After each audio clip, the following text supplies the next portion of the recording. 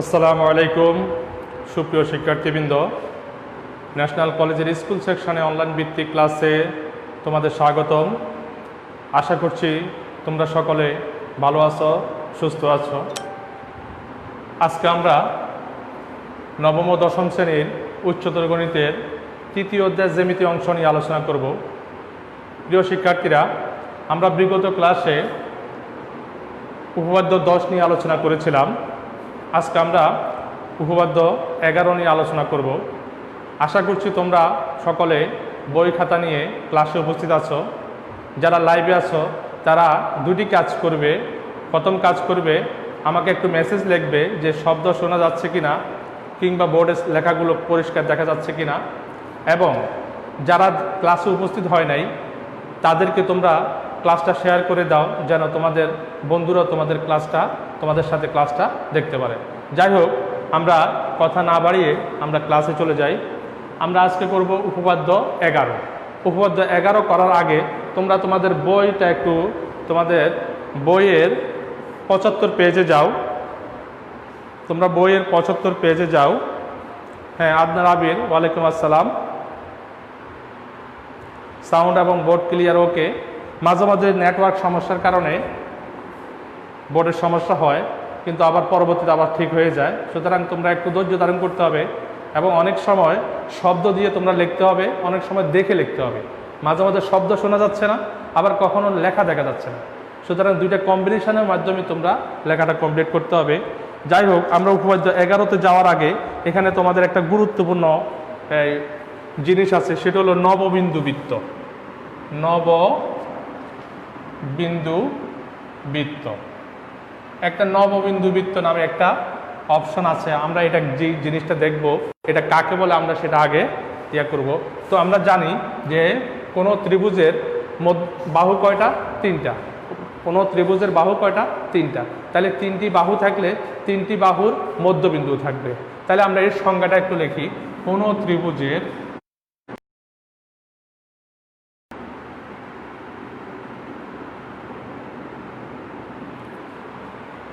তিনটি বাহুর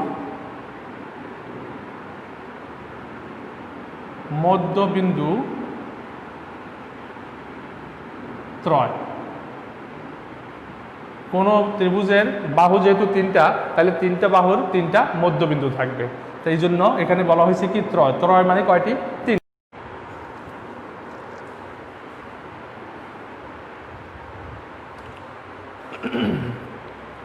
সুপ্রিয় শিক্ষার্থীবৃন্দ, আমরা বৈদ্যুতিক বিচ্ছিন্নর কারণে তোমাদের ক্লাসে বিচ্ছিন্ন হয়ে গিয়েছিলাম। আবার ফিরে আসলাম, কারেন্ট আসার ফলে আমরা ফিরে আসলাম। আবার আমরা ক্লাসটা আবার শুরু করছি। প্রিয় শিক্ষার্থীরা, আজকে আমি নবম ও দশম শ্রেণীর উচ্চতর গণিত নিয়ে আলোচনা করব। এখানে উপপাদ্য 11 করার আগে আমরা একটি সংজ্ঞা লিখেছিলাম, নববিন্দু বৃত্ত। আমি তোমাদেরকে একটু আগে বলেছিলাম যে কোনো ত্রিভুজের বাহু 3টি, এর মধ্যবিন্দু কয়টি হবে? 3টি হবে। এই জন্য কোনো ত্রিভুজের 3 বাহুর মধ্যবিন্দু ত্রয়। তারপরে শীর্ষ থেকে শীর্ষ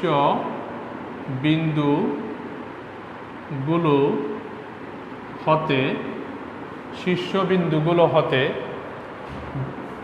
বিপরীত বাহুগুলোর উপর শীর্ষবিন্দু হতে শীর্ষবিন্দুগুলো মানে শীর্ষবিন্দু, ত্রিভুজের শীর্ষবিন্দু কয়টি? 3টি। তো শীর্ষবিন্দুগুলো হতে, অর্থাৎ 3টি শীর্ষবিন্দু হতে প্রত্যেকটি শীর্ষবিন্দুর একটি বিপরীত বাহু আছে। বিপরীত বাহুর উপর অঙ্কিত লম্বের পাদবিন্দু ত্রয়। তাহলে এখানেও কয়টি হবে? বিন্দু কয়টি হবে? শীর্ষবিন্দু যেহেতু 3টি, তাহলে শীর্ষবিন্দু থেকে বিপরীত বাহুর উপর যে লম্ব আঁকা হবে সেখানেও লম্ব হবে কয়টি? 3টি। তাহলে লম্ব 3টি যেহেতু হবে, তাহলে লম্বের পাদবিন্দুও কয়টি হবে? 3টি হবে। পাদবিন্দু ত্রয় এবং লম্ববিন্দু ও শীর্ষবিন্দুদ্বয়ের শীর্ষবিন্দুগুলোর সংযোজক রেখাংশ ত্রয়ের মধ্যবিন্দু ত্রয়। লম্ববিন্দু ও শীর্ষবিন্দুগুলোর সংযোজক রেখাংশের মধ্যবিন্দু ত্রয়। তাহলে কয়টা ত্রয় পেলাম? এখানে তিনটা, একটা ত্রয়, তারপরে এখানে একটা ত্রয়, আবার এখানে একটা ত্রয়। কয়টা ত্রয়? তিনটা ত্রয়। তিনটা ত্রয়ে কয়টা বিন্দু হয়? 9টি বিন্দু। তিনটা ত্রয়ে কয়টা বিন্দু? 9টি বিন্দু। এই 9টি বিন্দু সর্বমোট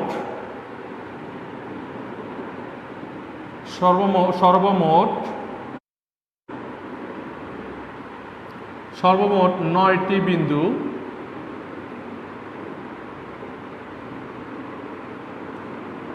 একই বৃত্তে অবস্থান করে। একই বৃত্তে অবস্থান করে। এই 9টি বিন্দু একই বৃত্তের উপর অবস্থান করে। একই বৃত্তের উপর অবস্থান করে। একই বৃত্তের উপর অবস্থান করে। এই যেই বৃত্তের উপর অবস্থান করে সেই বৃত্তটাকে বলা হয়, সেই বৃত্তকে নববিন্দু বৃত্ত বলে। নববিন্দু বৃত্ত বলে। তাহলে আমি যে জিনিসটা লিখলাম সেই জিনিসটা আমরা এখানে চিত্রের মাধ্যমে আরেকটু ক্লিয়ার করব। দেখো, আমি একটা চিত্র আঁকবো এখানে। প্রয়োজন আমরা এটা মুছে ফেলি, চিত্রটা এখানে আঁকি, তোমরা দেখো।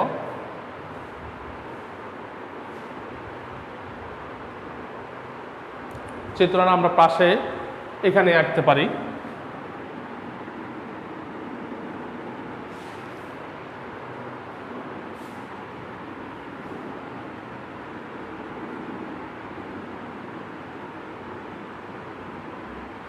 এই একটা ত্রিভুজ এ বি সি, একটা ত্রিভুজ।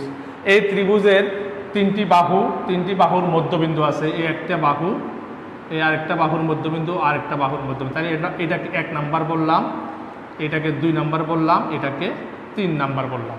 এই তিনটি বিন্দু। তারপরে কি বলা হয়েছে? বিপরীত বাহুগুলোর উপর অঙ্কিত লম্বের পাত। এই বাহু থেকে এটার উপর লম্ব,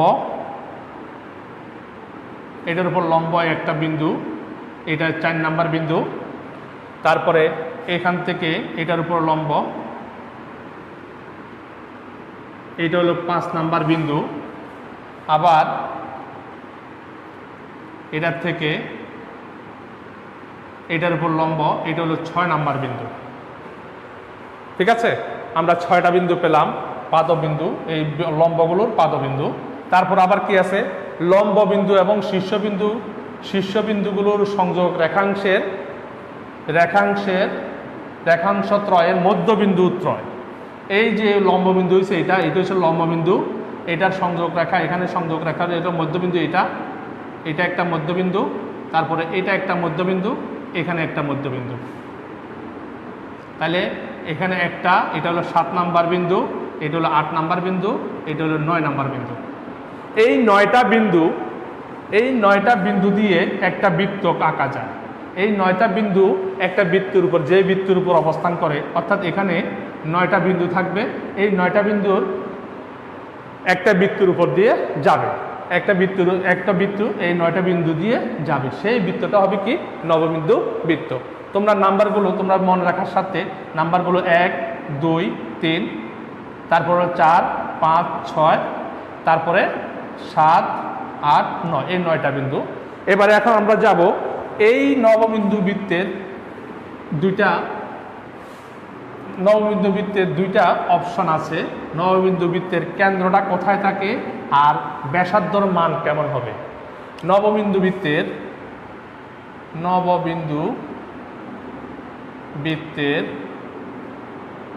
1 নাম্বার হলো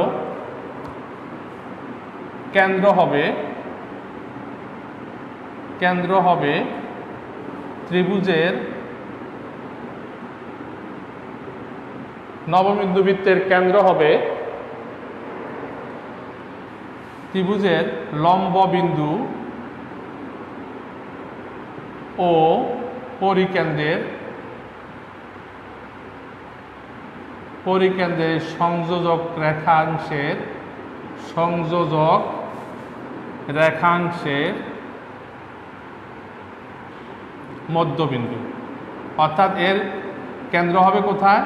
লম্ববিন্দু এবং পরিকেন্দ্রের সংযোগ রেখাংশের মধ্যবিন্দু। 2 নম্বর হলো নববিন্দু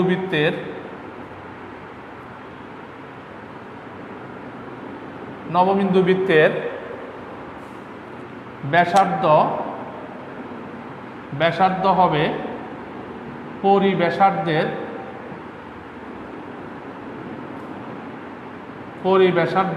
অর্ধেক। অর্থাৎ যে ত্রিভুজটা থাকবে সেই ত্রিভুজের যে পরিবৃত্ত, সেই পরিবৃত্তের ব্যাসার্ধকে বলা হয় পরিব্যাসার্ধ। তাইলে নববিন্দু বৃত্তের ব্যাসার্ধ হবে পরিব্যাসার্ধের অর্ধেক।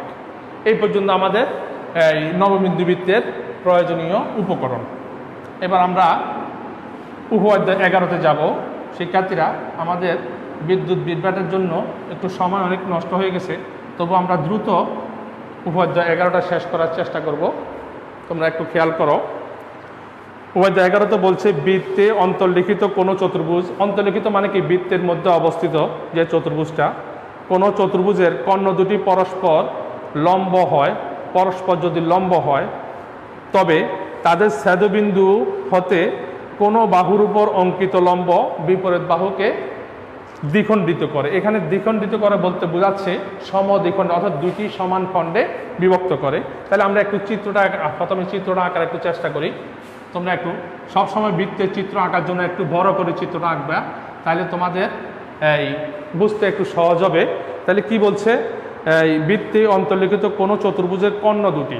আমরা একটা চতুর্ভুজ প্রথমে একটা চতুর্ভুজ আঁকি। কর্ণ দুটো এখানে আঁকার জন্য, এখানে কেন্দ্র আঁকার জন্য প্রথমে কর্ণ দুটো তোমরা নিয়ে নেবে। এই যে কর্ণ দুটো লম্ব বরাবর নিয়ে নেবে, তাহলে জিনিসটা দেখতে সহজ হবে। তাহলে আমরা এবারে চতুর্ভুজটা নিয়ে নিই।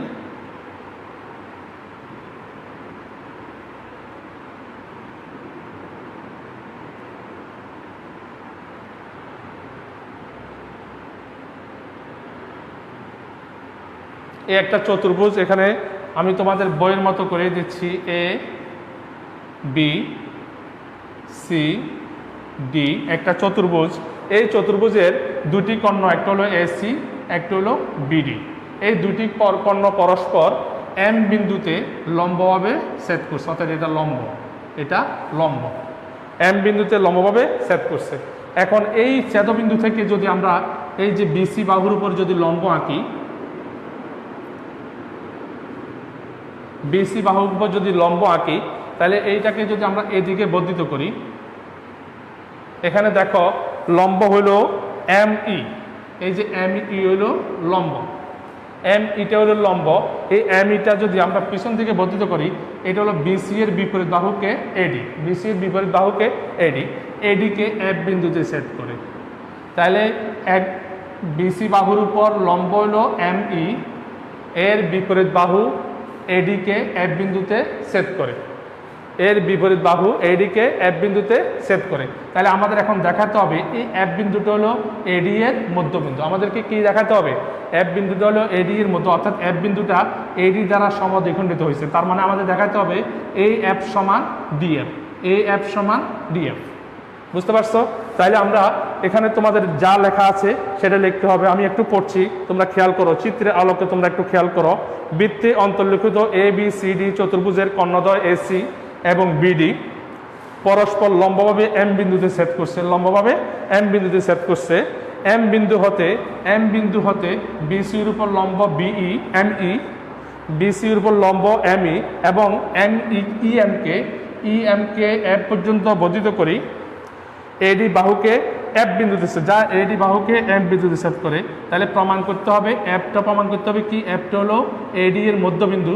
তোমরা এখানে লিখতে পারো, প্রমাণ করতে হবে এফ এডি এর এডিকে সমদ্বিখণ্ডিত করো। তোমরা এখানে কথাটা, লাস্ট লাইনের কথাটা তোমরা একটু লিখতে পারো। প্রমাণ করতে হবে, আমি একটু লিখে দিচ্ছি, তোমরা প্রমাণ করতে হবে প্রমাণ করতে হবে এফ বিন্দু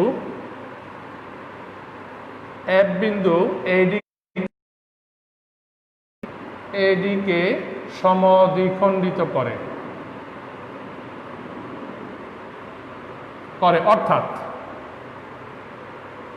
অর্থাৎ কি? অর্থাৎ হলো এখানে যেটা বইতে দেওয়া আছে এ এফ সমান এফডি, এই এফ সমান এফডি। তাহলে আমরা কথাটা লিখে দিলে আমরা আরেকটু ক্লিয়ার হয়ে গেলাম। তাহলে এফ বিন্দু এডিকে সমদ্বিখণ্ডিত করে, অর্থাৎ সমদ্বিখণ্ডন বলতে বোঝায় এ এফ সমান এফডি। ক্লিয়ার? এবার আমরা প্রমাণে যাব। প্রমাণে যাওয়ার আগে এখানে তোমরা জানো উপপাদ্য প্রমাণের জন্য অনেকগুলো জিনিস প্রয়োজন হয়। প্রমাণ,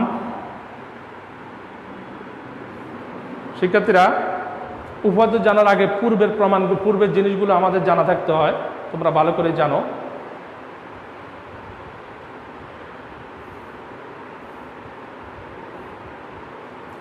এখন আমরা প্রমাণে যাব। দেখো এখানে আমি 4টা এক্স ব্যবহার করব। প্রথমে চিত্রটার দিকে একটু তাকাও। এখানে একটা এক্স, এখানে একটা এক্স, তোমরা শুধু এক্স এর দিকে তাকাবে। এখানে একটা এক্স, এখানে একটা এক্স, দেখছো 4টা এক্স আমরা ব্যবহার করছি। 4টা এক্স এর মধ্যে দেখো এক্স গুলো কিভাবে সমান হয়েছে, প্রত্যেকটা কিভাবে এক্স হয়েছে একটু খেয়াল করো। দেখো এখানে একটা কোণ, এই একটা কোণ, এই দুইটা কোণ পরস্পর সমান। কেন? এই দুইটা কোণ সিডি চাপের উপর দণ্ডায়মান। হ্যাঁ, সিডি চাপের উপর দণ্ডায়মান বৃত্তস্থ কোণ। বৃত্তস্থ কোণ কে কে? সিডি চাপের উপর দণ্ডায়মান বৃত্তস্থ কোণ কে কে? একটা হলে দেখো এই যে সিএডি ও আরেকটা কোণকে সিবিডি।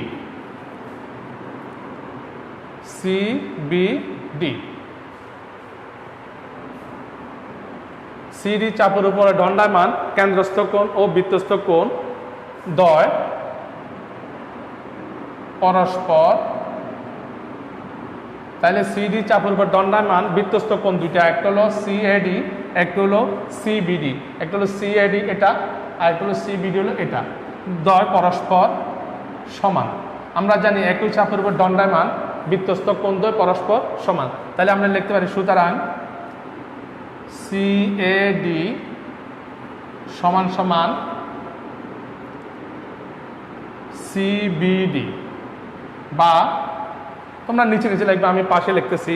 বা সিএডি কে আমরা ছোট করে যদি লিখি সিএডি, এটাকে যদি এমএডি লিখি বা এমএডি সমান, আর এটাকে যদি আমরা ইবিএম লিখি,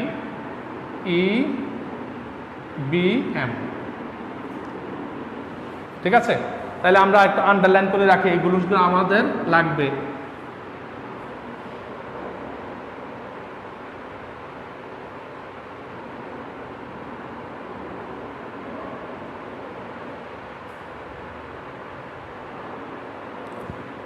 আমরা এ পর্যন্ত না লিখে আমরা এই পর্যন্ত লিখতে পারি এমএএফ, আর এখানে লিখতে পারি কি ইবিএম।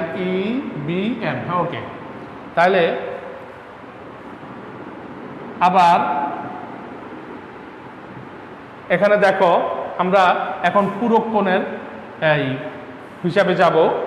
দেখো এই কোণটা আর এই কোণটা যেহেতু সমকোণ, এই কোণটা হলো সমকোণ, তাহলে এই কোণটা আর এই কোণটার যোগফল 180 ডিগ্রি। এই কোণটা এবং এই কোণটার যোগফল 180। আবার এই কোণটা আর এই কোণটার যোগফল 180 ডিগ্রি। তাহলে কি কোণ? ইবিএম কোণ ও ইবিএম এটা, আরেকটা হলো কি ইএমসি ও কোণ ইএমসি উভয়ই কার পূরক কোণ? পূরক কোণ কার? ইএমবি এর কোণ ইএমবি এর পূরক কোণ। ইএমবি এর পূরক কোণ। ই এম বি এর পূরক কোণ, অর্থাৎ এই দুইটা কোণ, এটা আর এটা পূরক, এই কোণ আর এই কোণ পূরক, আবার এই কোণ আর এই কোণ পূরক। তো যেহেতু একটা কোণের দুইটা পূরক কোণ সমান, সুতরাং লিখতে পারি কি ই বি এম কোণ সমান E M C, E B M সমান ই এম সি। তাহলে আমরা দুইটা জিনিস পেলাম। এবং আরেকটা জিনিস দেখো, এই কোণটা আর এই কোণটা কি কোণ? বিপ্রতীপ কোণ। কি কোণ? ই এম সি কোণ সমান এ এম এফ, কোণ এ এম এফ।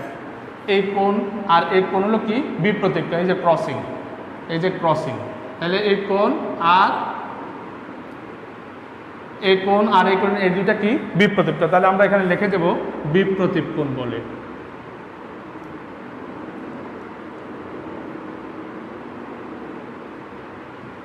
তাহলে দেখো আমরা তিনটা জোড়া পাইছি।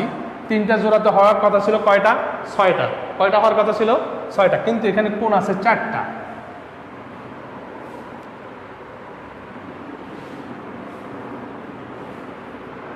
দেখো প্রথমে আমরা কি পেলাম? সুতরাং কোণ এম এ এফ সমান কোণ ই বি এম। এটা ই বি এম সমান পাইছি ই এম সি, আবার ই এম সি সমান পাইছি কোণ এ এম এফ। তার মানে এই কোণ আর এই কোণ কি? সমান। এখন এই দুইটা কোণ কোথায় আছে? এম এ এফ, এই কোণটা, এই যে আমি মোটা করে দিচ্ছি, এই কোণটা এম এ এফ। আর একটা হলো কি? এ এম এফ, এই কোণটা। এই দুইটা কোণ আমরা সমান পাচ্ছি। এই দুইটা কোণ কোন ত্রিভুজে আছে? ত্রিভুজ এ এম এফ এ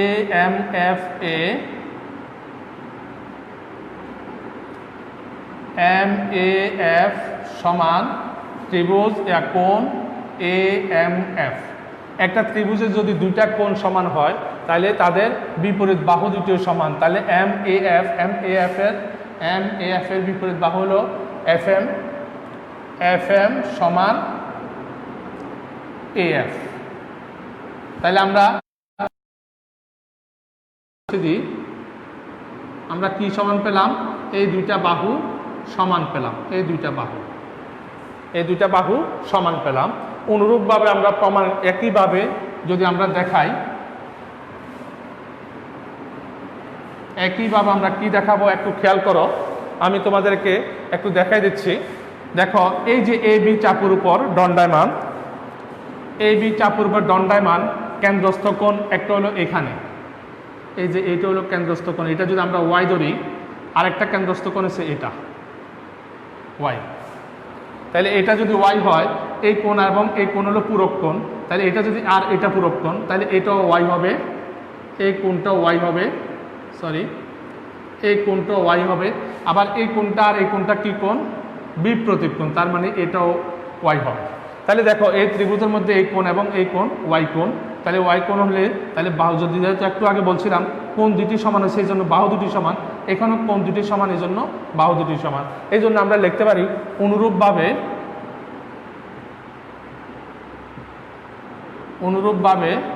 প্রমাণ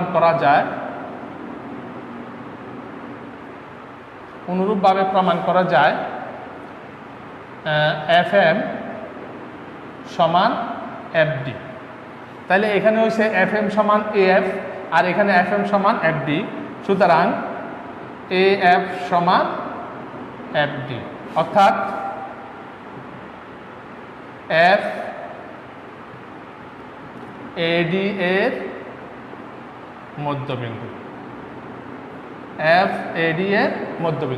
তাহলে আমাদের যে চাওয়া হয়েছে কি, যদি বিসির উপর লম্ব হয়, এটাকে এডিকে কি করবে? মধ্যবিন্দুতে মধ্যবিন্দু অংশে বিভক্ত করবে। সেই জন্য এফ সমান এডি, এফ এডি এর মধ্যবিন্দু প্রমাণিত। তো শিক্ষার্থীরা, আমি একটু দ্রুত করার চেষ্টা করেছিলাম এই জন্য, যেহেতু আমরা অনেক সময় বিদ্যুৎ বিভ্রান্তের কারণে অনেক সময় নষ্ট করে ফেলেছি। তাইলে তোমরা আশা করি তোমরা বুঝতে পারবে। যদিও তবুও যদি বুঝতে কোনো সমস্যা হয় আমাকে মেসেজ করে জানাবে। আমরা অবশ্যই পরবর্তী কোনো ক্লাসে এটা নিয়ে আবার আলোচনা করব। আজকের ক্লাস এই পর্যন্ত। আল্লাহ হাফেজ। আগামী ক্লাসে আমরা উপপাদ্য 12 নিয়ে আলোচনা করব। সেই পর্যন্ত তোমরা ভালো থাকো, সুস্থ থাকো। আসসালামু আলাইকুম ওয়া রাহমাতুল্লাহ।